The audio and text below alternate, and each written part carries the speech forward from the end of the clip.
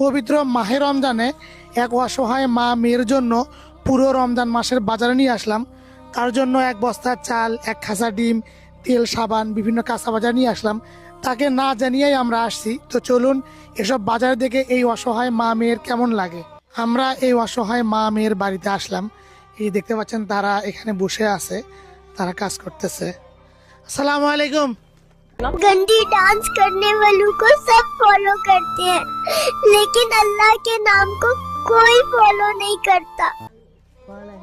ভালো আছেন?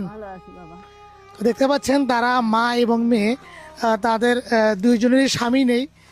তিনি অন্যের বাড়ি কাজ করে এবং হচ্ছে এই যে আলু উঠায়, এই কাজগুলো করে। তো আমরা তাদের জন্য এগুলো বাজারে নিয়ে আসলাম। কি কি নিয়ে আসলাম বের করেন তো এগুলা, নাম বলবেন? আপনি মরিচ, মসুর কালাই, পেঁয়াজ রসুন, আদা রসুন,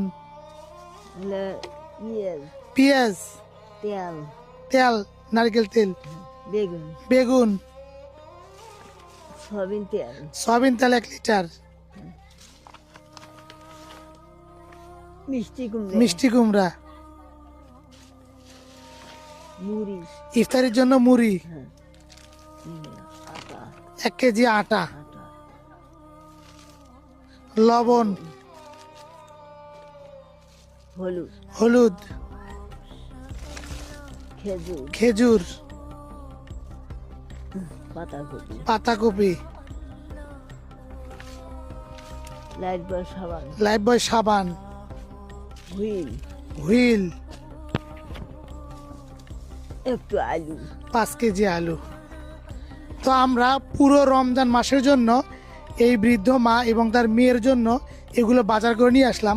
তো তার জন্য 1 বস্তা চাল, 1 খাসা ডিম, তেল, সাবান, বিভিন্ন কাঁচা বাজার নিয়ে আসলাম।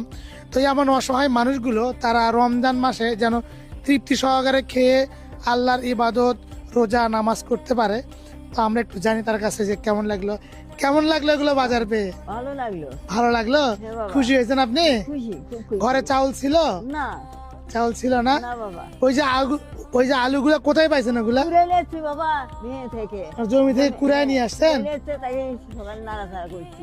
দেখুন উনি জমি থেকে আলু এগুলো কুড়ে নিয়ে আসছে। আসলে তাদের নিজস্ব জমি নাই, আবাদি জমি, তাদের স্বামী নেই। তারা এই মা অন্যের বাড়ি কাজ করে, চেয়ে নিয়ে আসে, তারা খায়। তো আমরা এমন অসহায় পরিবারগুলোর জন্য এগুলো বাজার করে নিয়ে আসলাম। আমি একটু তার মায়ের সঙ্গে কথা বলি। সালামু আলাইকুম।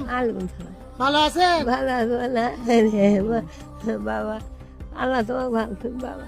এই যে আপনাদের জন্য